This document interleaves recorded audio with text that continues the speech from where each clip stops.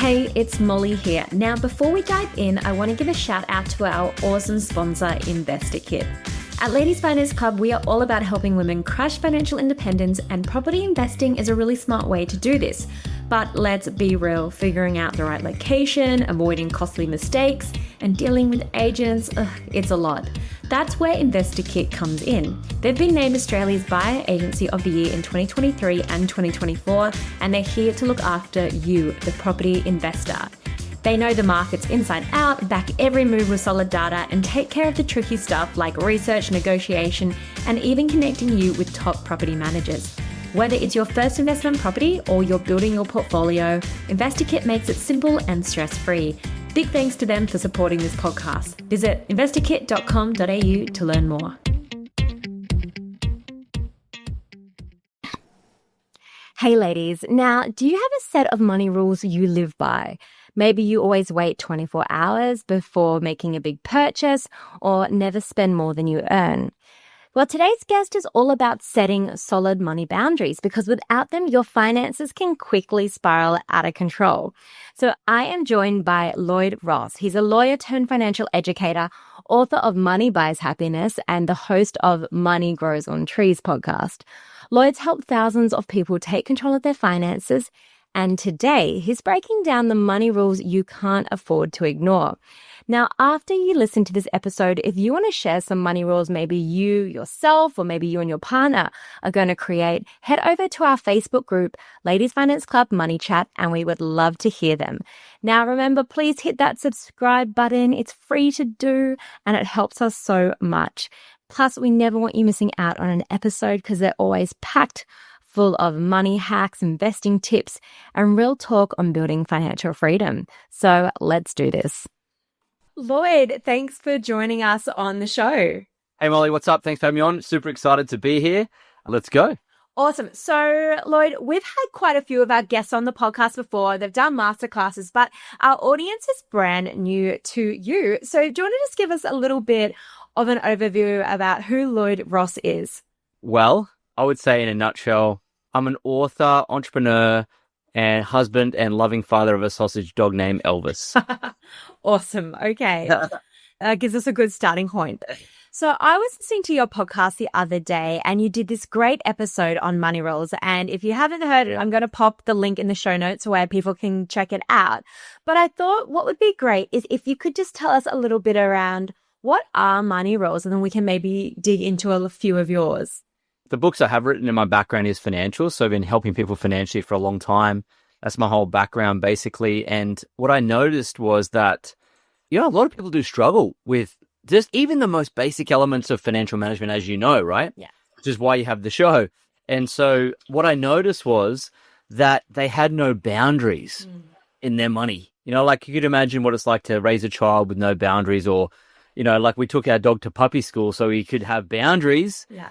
It's the same with money, and people just don't have boundaries. And so, of course, what happens if you don't have boundaries, you don't know what you're crossing, you don't know what lines to play and what tracks to run on, in which case you're kind of like having a free-for-all, it's like unlocking the liquor cabinet for a 15-year-old at your house. It's like, whoa, let's just go do everything. So the money rules is something that I teach a lot of people, and it's just about setting down even 5 to 10 very solid rules that you follow no matter what, when it comes to your money. How important is it that you do this with a partner if you have a partner so you're on the same page? Yeah, well, look, money and life is a team game. And so if you have a spouse or a partner and you're not having conversations about money consistently, you've got some work to do in your relationship because it means you're not open and transparent and talking to each other. So that's a problem in itself. But of course, setting your rules together means that it's like if you have a child, if you don't talk about the child's boundaries together, then one will do one thing, the other will do the other thing. And of course, if the left hand doesn't know what the right hand's doing,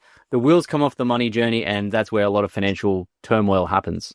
Awesome. So let's dive in. What are some of your money rules you've set?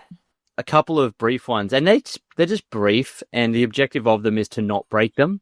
And so, so you have to have trust with yourself to do that. And a couple of my ones, like off the bat, I have one like, I'll always pay myself 10% of everything I earn and invest it. It's such a simple one. It comes from The Richest Man in Babylon, the book. And I've been doing that ever since I started earning money in my job. And it's how we build a 7-figure portfolio from scratch, is just putting that money aside and paying ourselves first before we pay anyone else, right? Critically important. Which sounds so simple, but so many people don't do. And I was guilty of this for about, 5, 6, 7 years. In my first job, I didn't pay myself a cent. I was just like, money is for spending. Woo! Yep. And eventually that catches up with you, right? Yeah. Time. Yeah. Yeah. And it is a simple one, but, and that's why it's probably at the top of the list. And then I have another one, which is basically, I always have more money coming in than going out. And I know that seems ridiculously simple too, but I don't know how many people I've spoken to where they're, I'm in between jobs, I'm just living off my savings. I'm like, well, that bridge you're going to have to cross will come pretty quickly. And then you go, that was a mistake. So I've always looked for ways to earn more money and keep my costs down. So if my income falls, guess what's falling? My costs, my expenses, my lifestyle will fall at the same rate. So that's another one. The other one too I like is I will always have enough cash at hand to pay off any debts that I have. Yeah. Okay. And that's fascinating. So people say to me, Lloyd, what about mortgages? I'm like, well, that's why I don't own a house. Is because I don't have 3 million. Well, I could put my hands on 3 million cash to pay it. So I could get into that much debt. But it's really served me because it stopped me getting big mortgages early in my life. And I felt like that's given me so much more freedom and choice to build businesses.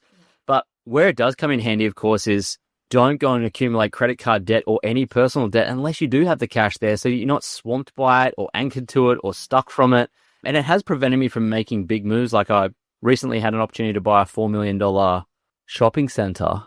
And yeah, like a small one. It's like 13 retail centers. Anyway, and my business partner said, hey, we should buy. And I'm thinking, well, it breaches my money rule.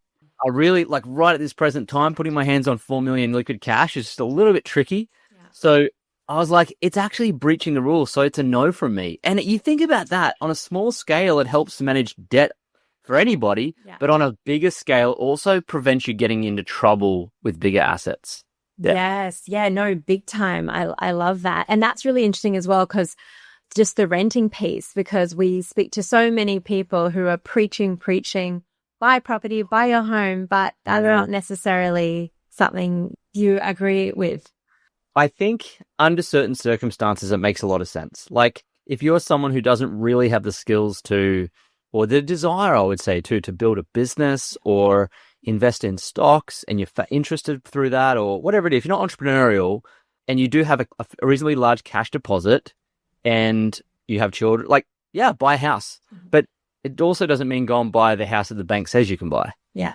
It just means buy a house that's actually not going to start becoming a problem for you in terms of the repayments. And right now, with the value of property, or the price of property, I should say, and the interest rates, that's almost impossible for most people. And I read the other day a statistic, but 48% of household income goes to mortgage repayments. So, yeah, it's hard. Just be careful that, buy a house, but do it under your rules. Yeah. And so we have a lot of first-time investors listening as well. What about when it comes to investing? Do you have any specific rules that you use when you invest? Yeah, interesting. I haven't myself personally. I think I've just been trained and so forth to think like this. But obviously buying investments that are worth more than you pay for is obviously an important concept. Yeah. But I tell you one really important rule that I would say 99% of people who listen to your show should listen to. And it doesn't come from me. It comes from Warren Buffett, who's the greatest investor of all time, as we both know. And in his will to his wife, Astrid, when he passes away, there's a clause in the will that says, hey, with the money that I bequeath to you, you'll be putting it into an index fund. And so I think the rule would be, if you're going to pay yourself 10% first, then the best thing you can do is to dollar cost average and put it into a broad-based index fund and hold it for the majority of your life, and you will build wealth. Absolutely. And if you're listening and you don't know what dollar cost averaging is, let's say you've got $1,000. Instead of putting $1,000 in, you break that into maybe, again, example purposes only, 100 each month, and you invest that 100 each month. So that's dollar cost averaging. Awesome. Okay. Fantastic. I mean, are you pretty strict with your rules, or do you kind of, as life changes its circumstances, do you kind of adapt the rules as well? Yeah, it's interesting. My rules have been pretty solid, actually. Like I have around 10 in total and they have been solid. You know, one of them I can think of specifically is whatever I put into my investment portfolio, it doesn't come back again. Yeah. that's really helped me prevent myself robbing my own account to go and do things. Yeah. So I've been pretty solid with that. I think I can't remember breaching any, although I probably have to some degree. But it doesn't mean they can't change. It doesn't mean that, but it has to be thoughtful, rational, logical thinking that changes them together for a reason that's positive and effective, rather than, hey, you're just going to trick yourself and deceive your own mindset and just bend your rules to get what you want to satisfy your emotions. And that's not a good thing. So I would say under certain circumstances, create or amend the rules that work to your objectives. Yeah. Yeah, absolutely. And I think it's such a behavior piece when it comes to money. So if you have these rules, make that deal with yourself that you're going to stick to these. And, if that money goes into your spending account, your fun money account, or whatever you call it, make sure that, you're not stealing money from other pools that you have or other accounts that you have. So I guess from someone starting right from scratch, what do you think the most important money rule is they should kind of start with? Is there like, obviously we've got the 10% and that's a great one to have. And maybe it might be a little bit more, a little bit less, depending on, well, hopefully not less, but at least 10% or more. Are there any other ones, I guess, for people who are like, oh, I don't know where to start with my rules? Sure. Yeah. Well, look, I'm sure, Molly, you've experienced this talking to people about money, and it would probably blow your mind as much as it blows my mind. But when I ask people, hey, what were your savings last month, or what's in your account? And they actually have no idea. And so one thing I've noticed is people are not looking at their bank statements. They're not even looking at their money. And I say to them, hey, how often do you brush your teeth? They go, oh, daily. I'm like, oh, how often do you shower? And they go, oh, daily. I'm like, why? And they say, so I can stay clean. I'm like, why is that important? I said, so I don't stink. I said, that's right. So if you don't, if you had a relationship and you didn't spend time with your spouse, would the relationship last? And they say no. I said, well, when was the last time you went on a date with your money? They're like, what the heck are you talking about? I was like, well, you've got to sit down every month and you've got to actually look at your bank statement and you have to do an audit of your accounts. What's coming in? What's going out? So I really teach often to do an audit that right now, today, sit for 15 to 20 to 30 minutes quietly by yourself and look at your bank statements and highlight your income, your outgoing, and the things you see outgoing, which will be like Uber Eats, subscription, Amazon, whatever it is. Stop it! You got to stop it and you got to pull the reins back. But I would say that the very first, for a beginner, it's to look at that, do that exercise, but do it every month and date your money every month if you want to have a good relationship. Yes, I absolutely love that. We're big advocates of having money date nights with yourself, with your gal pals, or with your partner, whoever, for that extra, a little bit of accountability. Awesome. Okay, Lloyd, just to finish up with, what is one kind of money little golden nugget that you would like to share with the audience? I think the most important thing to remember with the money game is good things take time. So the most important thing is to implement the principles that we've discussed and spoken about here on your show.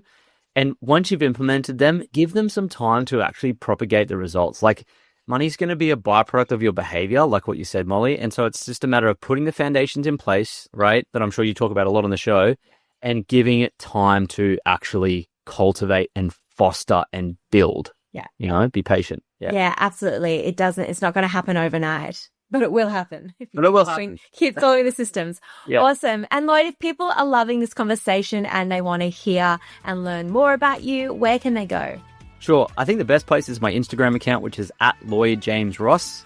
And as I said, you can check. I think Molly's putting my show in here, which is just a fun podcast on money. Money grows on trees. Yeah, that's probably the best place to find me. Fantastic. All right. Thanks so much for joining us on the show today. Thanks for having me.